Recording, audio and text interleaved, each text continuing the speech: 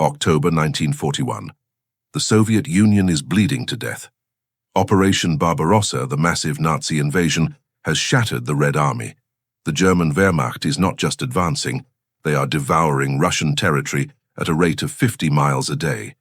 Leningrad is encircled, Kiev has fallen, and German tanks are grinding through the mud just miles outside of Moscow. The air is thick with the smoke of burning villages and the panic of a nation facing extinction. In the Kremlin, Joseph Stalin and his generals are desperate. They are throwing everything they have into the meat grinder, factory workers, farmers, prisoners. But it is not enough.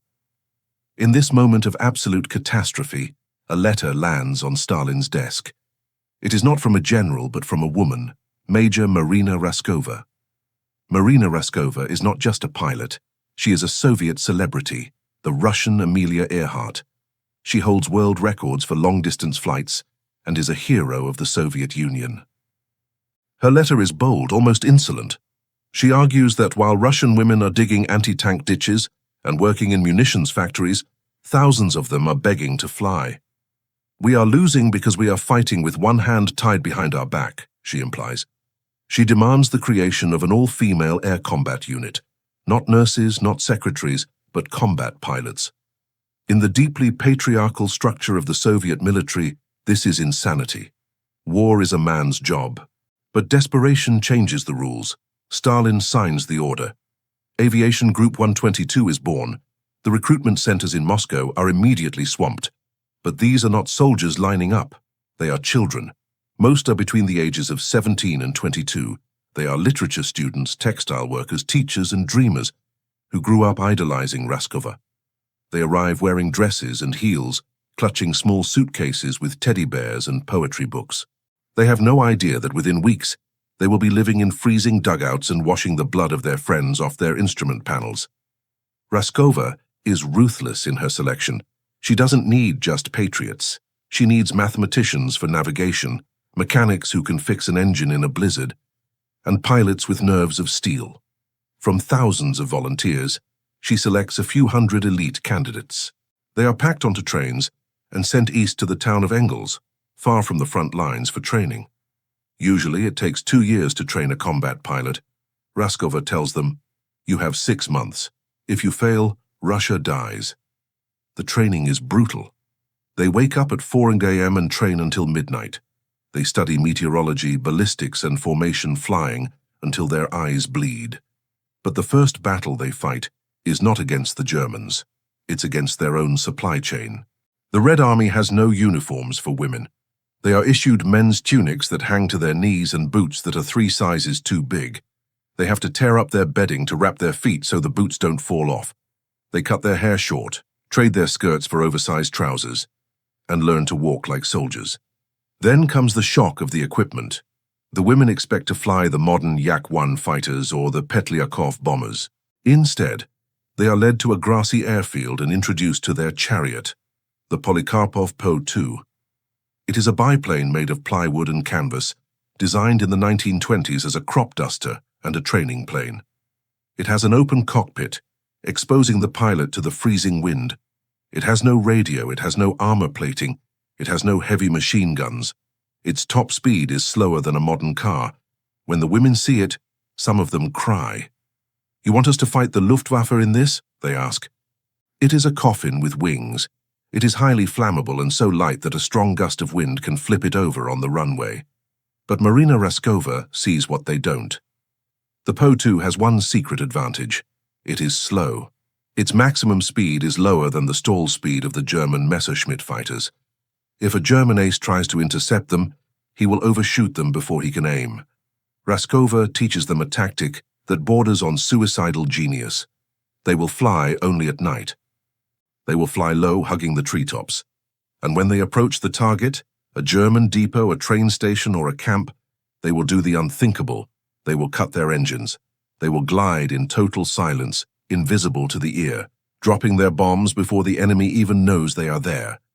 The only sound the Germans will hear is the wind whistling through the canvas struts, a sound that terrifies the superstitious soldiers below. As the 6 months of training come to an end, the girls of the 588th Regiment are no longer students. They are exhausted, hardened mechanics and pilots. They have learned to navigate by the stars because they have no radar. They have learned to load 200-kilogram bombs with their bare hands because they have no loaders. They are ready to deploy to the southern front, to the hell of the Caucasus. They are about to face the most experienced air force in the world in planes made of sticks and glue. The male regiments laugh at them. They call them the Dung Regiment. But soon the Germans will give them a different name, a name whispered in fear in the trenches of the Eastern Front. Part 1 ends as the first squadron of Po-2s takes off into the twilight, their engines sputtering, heading straight toward the fires of the front line.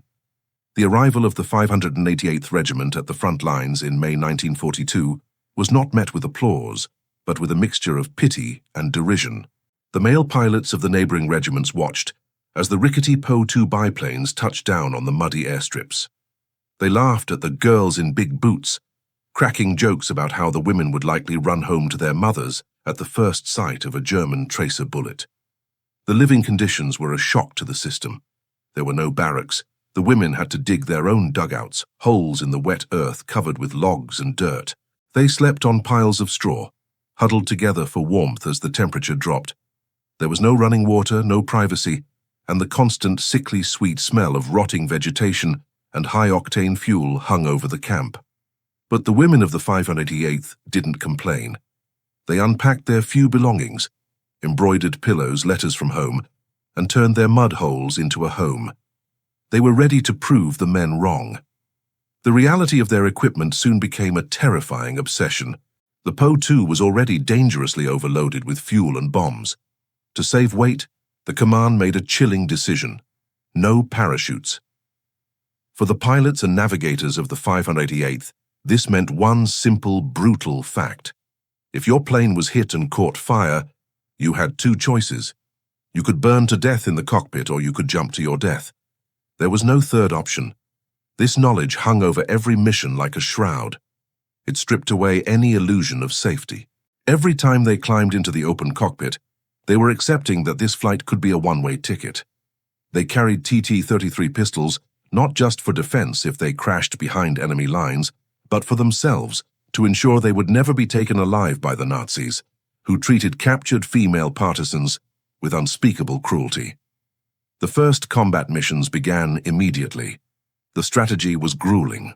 Because the Po-2 could only carry 2 bombs at a time, strapped under the wings, the women had to fly multiple sorties in a single night. A pilot would take off, fly to the target, drop the bombs, return to base, refuel, rearm, and take off again. 5, 10, sometimes 15 times a night. The ground crews, also women, worked in a frenzy. They dragged the heavy 50-key and 100-kilo bombs through the knee-deep mud, lifting them manually onto the racks in the freezing dark. Their hands cracked and bled from the cold and the chemical exposure. They slept in short 10-minute bursts on the wings of the planes while the pilots were briefed. It was an assembly line of exhaustion. Then came the searchlight circus.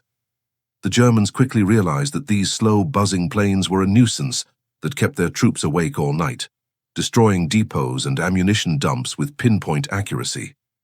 The German anti-aircraft crews developed a terrifying counter-tactic. They would arrange flak cannons and searchlights in concentric circles around key targets. When a Po-2 approached, the Germans would leave the lights off until the last second. Then, suddenly, dozens of blinding beams would snap on, trapping the tiny wooden plane in a cage of light. The pilot would be instantly blinded, the canvas wings illuminated like a moth against a flame. Then the flak would start. For the navigator in the back seat, the job was a nightmare of multitasking. They didn't have advanced Norden bomb sights like the Americans.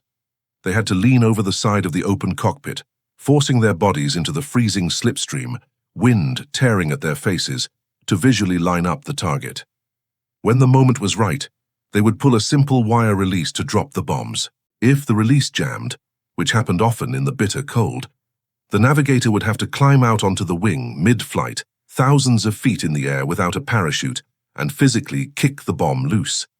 It was a feat of acrobatics that defied physics and fear. It was during these early missions that the legend began. The German soldiers in the trenches started noticing a strange phenomenon.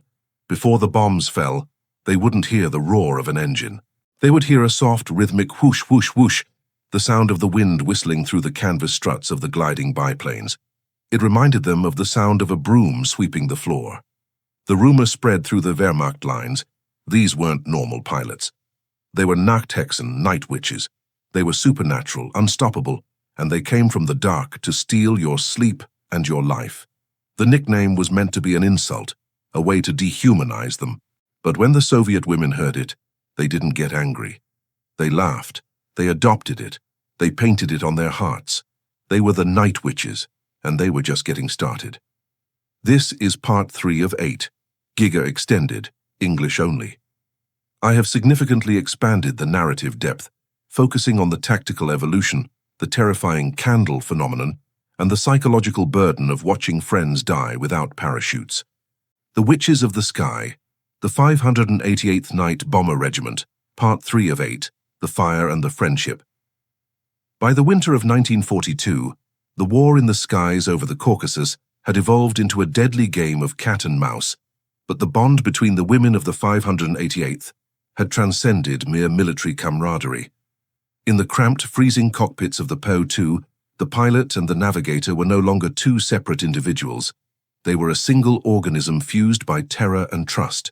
The pilot in the front seat relied entirely on the navigator in the back to find the way through the pitch-black void, where a single wrong turn meant crashing into a mountain or drifting over a German flak battery. The navigator, in turn, entrusted her life to the pilot's hands, knowing that one heavy maneuver could snap the fragile wooden wings like dry twigs. They shared everything: their rations, their letters from home, their lipstick, and their fear. They developed a silent language of hand signals and shoulder taps, communicating over the roar of the wind without needing a radio. This intimacy made the losses, when they finally came, feel like amputations of the soul. The German anti-aircraft defenses were becoming ruthlessly efficient. The enemy had learned that the night witches attacked in waves, so they created flak circuses, walls of concentrated fire designed to shred the slow-moving biplanes. To survive, the regiment had to invent tactics that bordered on insanity. They stopped flying alone and began flying in pairs or threes, developing a maneuver known as the decoy run. The first plane would approach the target loudly, engines revving to the maximum, deliberately attracting the attention of every searchlight and gunner on the ground. As the German beams snapped onto this sacrificial lamb, illuminating it in a blinding cage of light and tracers, the second and third planes would cut their engines miles away. Gliding in total silence through the darkness, invisible to the distracted gunners, they would drop their payloads directly onto the exposed anti-aircraft batteries. It was a strategy of cold-blooded calculation. One crew risked immolation so the others could strike. Being the decoy required a suicidal level of bravery, yet the women fought over who would take the lead position, desperate to protect their sisters in the gliding planes. But courage could not change the physics of wood and canvas. The Po-2 was coated in a highly flammable varnish called dope to stretch the fabric tight over the frame. When hit by a German incendiary bullet, the plane didn't just catch fire, it evaporated. It turned into a candle in seconds. The horror of this reality struck the regiment with devastating force during the heavy fighting over the Kuban bridgehead. From the airfield, the ground crews and off-duty pilots would watch the night sky, counting the returning engines. Suddenly, a bright orange flare would blossom in the distance, not a bomb but a falling star that burned with a sickening intensity. Everyone on the ground would freeze. They knew exactly who was in that sector. They knew that inside that burning star, two of their best friends were burning alive, unable to bail out because of the no parachute order. They would watch the plane spiral down into the darkness, waiting for the crash that would extinguish the light, leaving only a heavy, suffocating silence over the airfield. The psychological toll of witnessing these deaths was crushing. Unlike fighter pilots who fought miles away from their base, the night witches often saw their comrades die directly above them, or just a few kilometers away. There were nights when a crew would watch their wingman disintegrate in a ball of fire, return to base to reload, and have to take off again immediately, flying through the smoke of their friend's wreckage to drop more bombs. There was no time for mourning, No time for trauma counseling. They would land, their faces grey with exhaust and grief, and the armourers would already be hoisting fresh bombs under the wings. "Don't cry," Commander Yevdokia Bershanskaya would tell them, her own eyes hard as flint. "Avenge them." And they did.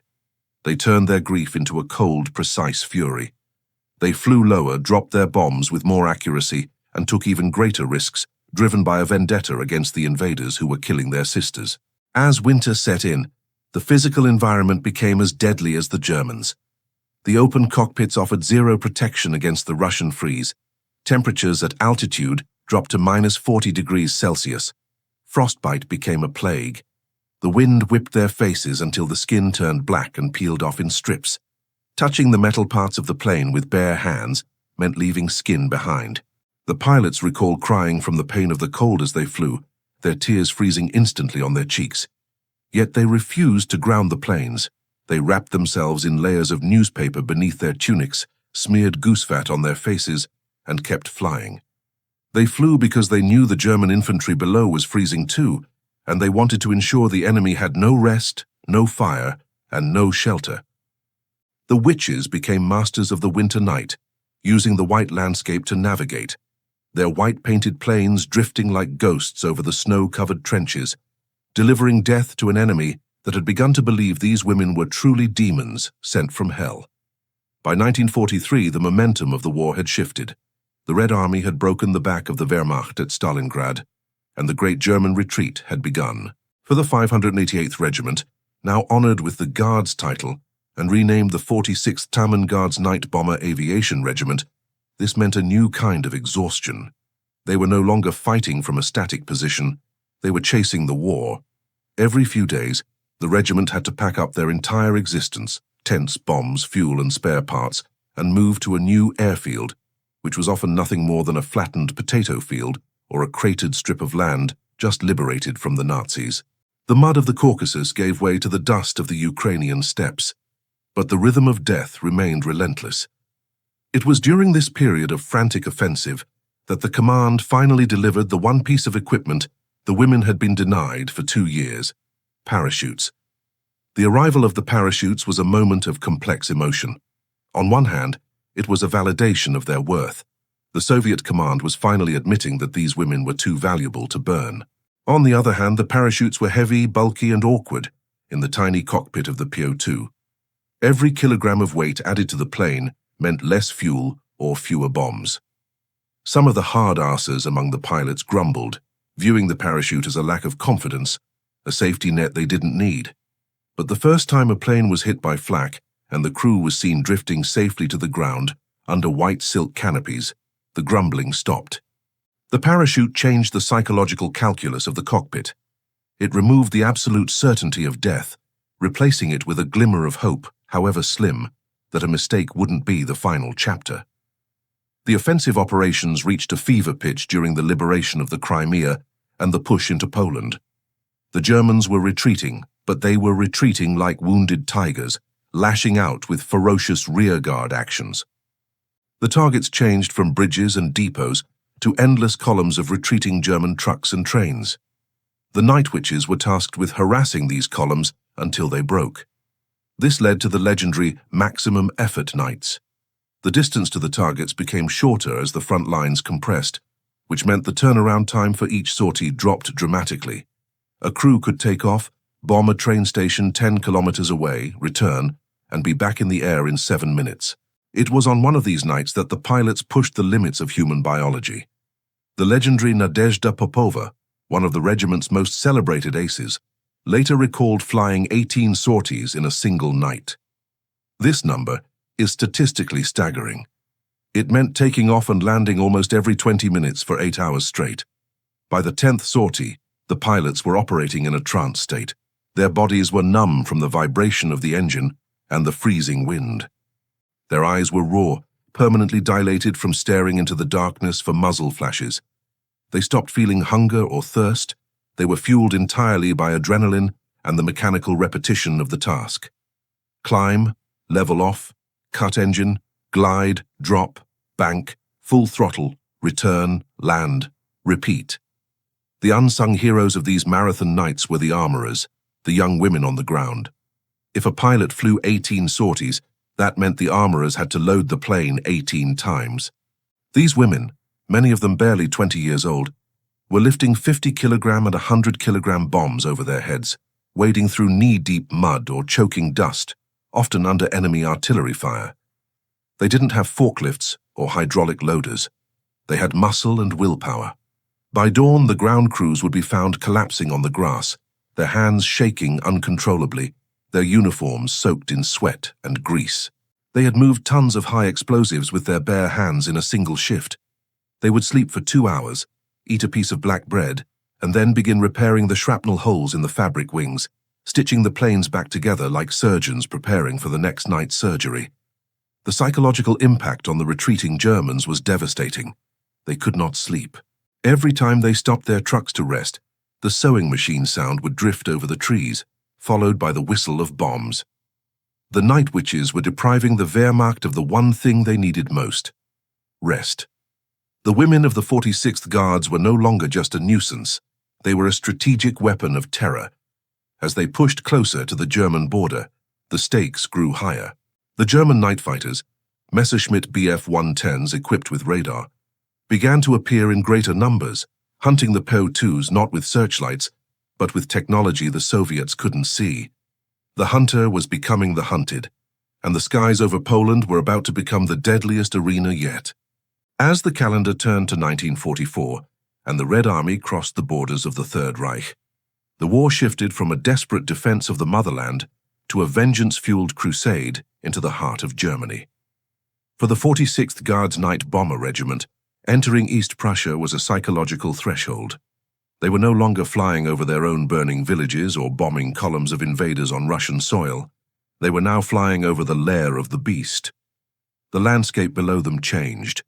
The air defense density over German territory was unlike anything they had seen in the Caucasus or the Crimea. Every town, every railway junction, and every bridge was protected by a wall of flak so thick that pilots reported the sky looked like a carpet of fire that you could almost walk across. But the true danger wasn't the flak they could see. It was the hunter they couldn't see. The Germans, realizing the Po-2s were bleeding their supply lines dry even on home soil, deployed their elite Nachtjagdgeschwader, night fighter wings, equipped with the terrifying Messerschmitt Bf-110 G4. These were not the clumsy searchlight traps of 1942.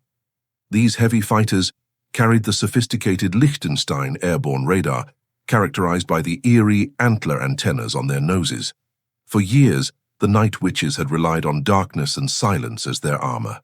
They believed that if they cut their engines and glided, they were invisible. But against radar, silence was irrelevant. Physics was their enemy. The wooden canvas of the Po-2 still reflected radar waves, albeit faintly, and the German aces were learning to track the slow-moving ghosts. The regiment's darkest hour came on a clear night over Poland, a tragedy that would forever be known as the Night of the Burning Comets. The squadron launched its usual wave of bombers, staggering them by a few minutes. The lead pilot, flying the decoy run, expected the usual searchlights. Instead, out of the pitch-black darkness, a burst of 20mm cannon fire tore through her fuselage. There was no warning, no engine noise from the attacker, just sudden, violent disintegration. Within seconds, the plane was a fireball spiraling to Earth. The crews behind her, seeing the explosion, assumed it was a lucky flak hit. They continued their course. But then a second plane erupted in flames, then a third, then a fourth. In the span of 20 minutes, a single German night fighter ace, Joseph Kociok, had slipped into the bomber stream and systematically slaughtered 4 crews. The women in the remaining cockpits watched in horror as their friends fell like burning dominoes. They were defenseless. The Po-2 had a single defensive machine gun in the rear, but it was a pea-shooter compared to the heavy cannons of the Messerschmitt. Panic threatened to break the formation. They were fighting a ghost. The realization that their primary tactic, stealth, was now obsolete sent a shockwave through the regiment. Commander Bershanskaya had to ground the entire regiment for the rest of the night, a rare admission that the enemy had temporarily won the tactical upper hand. The mess hall the next morning was silent. 8 empty chairs, 8 women who had survived the freezing winters of Russia, only to be cut down by invisible technology just miles from the border. Despite this massacre, the regiment refused to withdraw. They adapted with a ferocity that bordered on madness. If the radar could see them at 1,000 meters, they would fly at 50 meters. They began flying hedge-hopping missions, skimming so low over the German treetops that the wheels of their landing gear would sometimes brush the branches. At this altitude, the German ground radar was useless, cluttered by the terrain echoes, and the heavy night fighters couldn't dive that low without crashing. The pilots were effectively flying inside the enemy's backyard, navigating by the outlines of German farmhouses and the terrified faces of soldiers diving into ditches. The physical strain of flying at treetop level in the dark was immense. 1 second of distraction meant slamming into a telephone pole or a church steeple. The atmosphere in the cockpits changed as they pushed deeper toward Berlin. There was a grim satisfaction in seeing the fires of German industry. The women of the 46th Guards were dropping their bombs on the train yards that carried the tanks meant to kill their brothers and husbands. They flew with a sense of historic finality.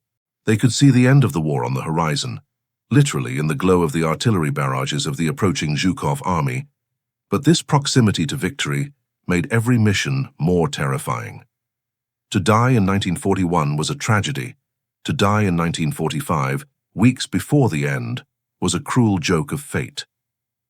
They wrote letters home with a frantic urgency, talking about what they would wear when they returned, what they would study, who they would marry, trying to anchor themselves to a future that was tantalizingly close, yet separated by a wall of flak and night fighters. As they closed in on the Oder River, the final barrier before Berlin, the regiment was flying over a landscape that was essentially one continuous battlefield. The smoke from the burning cities was so thick it clogged the carburetors of the Po-2s and coated the pilots' goggles in a greasy soot. They were breathing the ashes of the Third Reich. The witches were exhausted, their nerves frayed, their planes held together by patches and wire, but they were driving the Nazis back into their capital. They had flown over 23,000 sorties. They had dropped 3,000 tons of bombs, and now they were preparing for the final act, the Battle of Berlin. April 1945.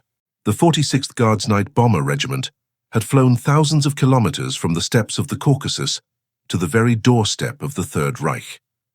Now they hovered over the Oder River, looking down at the final objective, Berlin. But the war they found here was fundamentally different from the lonely, frozen nights of 1942. The sky over Berlin was not dark. It was a churning, incandescent cauldron of light.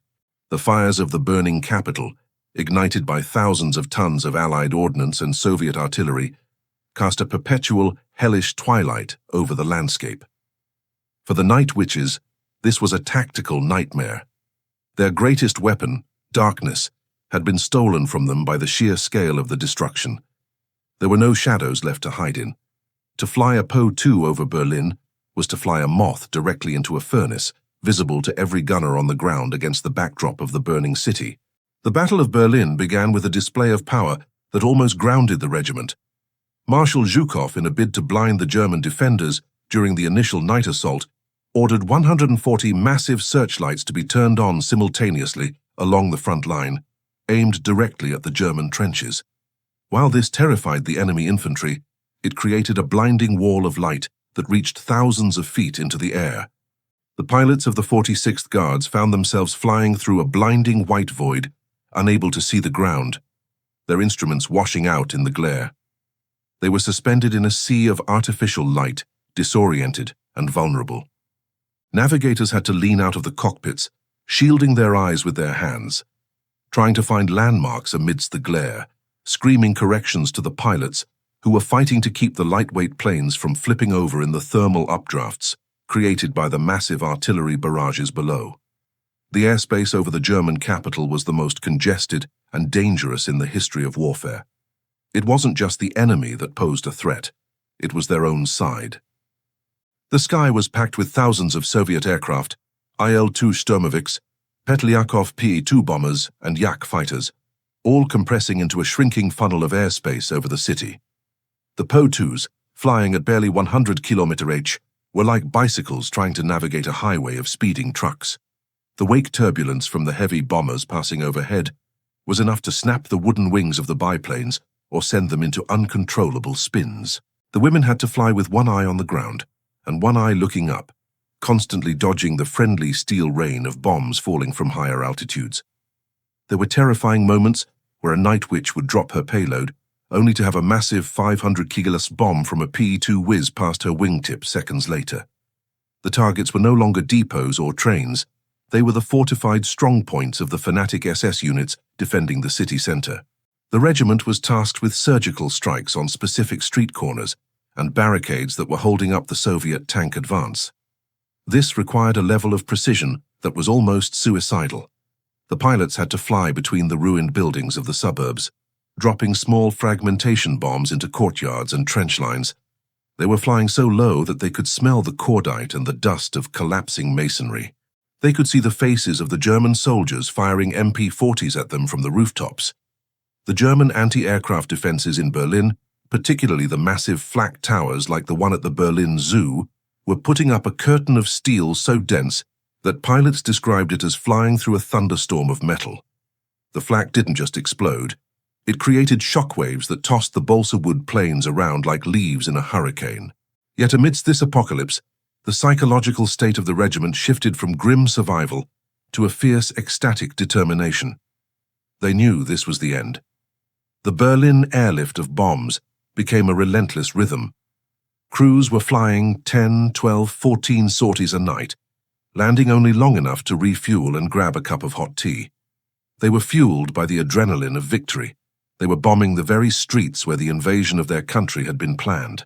The fear of death was still there, perhaps even sharper because to die now, days before the surrender, seemed infinitely cruel. But it was overridden by the need to finish the job. They painted slogans on the sides of their fabric fuselages, for the motherland and for Stalingrad, for Zhenya, naming their fallen friends. They were delivering the final receipts for 4 years of horror. One of the most surreal hazards of these final days was the celebratory fire. As the Soviet tanks broke through the defensive rings and entered the city, the soldiers on the ground, drunk on victory and vodka, would fire thousands of tracers into the air in celebration. They didn't care, or didn't notice the fragile wooden planes buzzing overhead. The night witches found themselves dodging friendly celebratory gunfire that was just as deadly as the German flak. They had to fire their recognition flares constantly, red, green, red, signaling "Don't shoot, we are yours," to the chaotic sea of troops below. By the first week of May 1945, the missions changed. They were no longer dropping bombs. They were dropping supplies to advanced Soviet units cut off in the street fighting, or dropping propaganda leaflets demanding surrender. The fires of Berlin were dying down to smoldering ruins. The roar of the flak guns was being replaced by a strange, heavy silence. The pilots landed their Po-2s on the captured German airfields, taxiing past the wrecked carcasses of the advanced Luftwaffe jets, the Me-262s, that had failed to save the Reich. The contrast was stark. The primitive crop-dusting biplane had outlasted the technological marvels of the Nazi war machine. The sewing machines were still flying, while the jets were burning on the runway. On May 9, 1945, the war ended not with a bang, but with a strange deafening silence that hung over the airfield at Buchholz, just outside Berlin. For 3 years, the women of the 46th Guards had lived in a world defined by the roar of engines, the crack of anti-aircraft fire, and the frantic shouting of mechanics. Silence was dangerous. Silence meant an engine failure or a stalker in the night. But on this morning, the silence was absolute. Then suddenly it was shattered, not by German flak but by the chaotic, joyous gunfire of the entire Red Army, firing their pistols into the air. The word spread like wildfire. Pobeda! Victory! The Germans had capitulated. The night witches ran out of their dugouts, many still in their pajamas, embracing each other, weeping and dancing on the wings of their battered Po-2s. They fired their flare guns until they ran out of ammunition, painting the dawn sky in red and green streamers of celebration. But amidst the euphoria, there was a profound sense of disorientation. They drove into the center of Berlin to see the beast they had slain. They walked through the rubble of the Reichstag, the symbolic heart of the Nazi Empire. There, on the charred, bullet-riddled columns of the building, They took pieces of chalk and charcoal and added their names to the thousands of signatures left by Soviet soldiers. They wrote simply, "The 46th Guards were here. Nina and Zhenya from Moscow. We came from the Caucasus to Berlin." It was a moment of supreme triumph. They, the girls who had been laughed at in 1941, the dung regiment flying crop dusters, were standing in the ruins of Hitler's capital as conquerors. They had flown over 24,000 sorties. They had dropped 23,000 tons of bombs. They had produced 23 heroes of the Soviet Union. They were the most decorated female unit in the history of warfare. However, the transition from conqueror to civilian was swift and brutal. The Soviet Union, now facing the massive task of rebuilding a shattered nation, had no use for a standing army of female night bombers. The order came down from Moscow almost immediately. Disband. The 46th Guards Night Bomber Regiment was to be dissolved. The planes were to be dismantled or returned to training schools. The guns were to be turned in. And the women? They were simply told to go home. There was no transition program, no career path in the Air Force for them. The message from the political officers was clear and patronizing. You have done your duty. Now go back to your natural state. Become wives, become mothers, rebuild our population. The separation was agonizing. For 3 years, these women had slept, ate, fought, and bled together. They were closer than sisters. They were parts of a single machine. To be torn apart and sent back to distant cities, to Moscow, to Siberia, to Ukraine, felt like a death in the family. They packed their meager belongings, their worn-out tunics, their flight goggles, and the few photographs of the friends who had burned to death in the candles over the Kuban. They hugged each other at the train stations, promising to write, promising never to forget, terrified of the quiet life that awaited them. The return home was a shock. They expected to be greeted as heroes, as the falcons of Stalin. Instead, they often faced a wall of indifference or worse, suspicion. In the deeply traditional Soviet society, the idea of women fighting at the front was still viewed by many civilians with skepticism.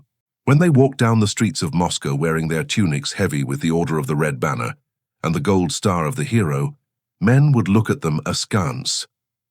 "A girl with so many medals," they whispered. "She must have been a field wife for a general." The slander cut deeper than any German shrapnel.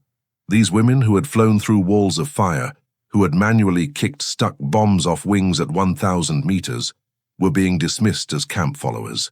Many of them stopped wearing their medals. They hid them in drawers wrapped in velvet cloths. They put on floral dresses and tried to relearn how to walk without the heavy stomp of army boots. They went back to universities to finish the degrees they had abandoned in 1941. Nadezhda Popova, the ace who flew 18 sorties in one night, recalled the surreal pain of sitting in a lecture hall, listening to a professor drone on about history, while her mind was still drifting over the burning rail yards of Poland. They suffered from what we now call PTSD, but in 1945 there was no name for it. They would wake up screaming in the night, reaching for a control stick that wasn't there, smelling the phantom scent of burning aviation fuel and high explosives. The exclusion from the victory narrative was the final insult. When the massive victory parade was held in Red Square in June 1945, the 46th Guards were not invited to fly. Their Po-2 planes were deemed too slow and unimpressive for the grand spectacle of Soviet military might. The tanks rolled, the Yak fighters roared overhead, and the male regiments marched in lockstep. The women who had terrorized the Wehrmacht for 1,100 nights stood on the sidewalks or listened on the radio. They had done the dirty, dangerous work in the dark, but the glory of the daylight belonged to the men. Yet in this silence, a new kind of resistance formed. They refused to let the regiment die. They began a tradition of meeting every year on May 2nd in the park, outside the Bolshoi Theater in Moscow. At first, it was just a few dozen women, grey-faced and tired, but as the years passed, the circle grew. They brought their children, then their grandchildren. They didn't talk about the medals or the glory. They talked about the cold nights in the dugout, the taste of the awful porridge, the sound of the wind in the wires. They kept the memory alive, not for the state, but for each other. They had survived the Luftwaffe, and now they were surviving the peace, carrying the secret weight of their own legend in a country that wanted them to be quiet. For decades, the story of the Night Witches remained a whisper in the vast, noisy history of the Great Patriotic War. While the world built monuments to the T-34 tank and the Sturmovik attack aircraft, the little Po-2 biplane was relegated to aviation museums, often displayed as a curiosity rather than a weapon of mass destruction. The women themselves aged quietly in the apartment blocks of Moscow and Kiev. They became math teachers, factory foremen, and grandmothers. To their neighbors, they were just elderly women with bad backs and a strange intolerance for the cold. But every year on May 2nd, the ritual at the Bolshoi Theater continued. The circle of women grew smaller. The girls, who had sprinted across airfields in oversized boots, began to arrive with canes and walkers. Yet when they looked at each other, the grey hair faded, and they saw only the soot-stained faces of 1943. It wasn't until the late 20th century, as the Iron Curtain began to rust and finally fall, that the world truly rediscovered them. Western historians and aviation enthusiasts were stunned to learn the statistics. A regiment of women, flying crop dusters, had dropped 3,000 tons of bombs. It sounded like a myth. But as the archives opened, the Night Witches transformed from a Soviet footnote into a global symbol of female ferocity. The nickname given to them by the terrified Germans, intended as a slur to strip them of their humanity, was reclaimed as a badge of ultimate honor. They were no longer just pilots. They were the witches, supernatural entities who had defied the laws of physics and the social hierarchies of the 1940s. The legacy of the Po-2 itself underwent a resurrection. In the age of supersonic jets and stealth drones, the tactical genius of Marina Raskova's silent glide is studied today as the ultimate example of asymmetrical warfare. It proved that technology is not always the deciding factor in war.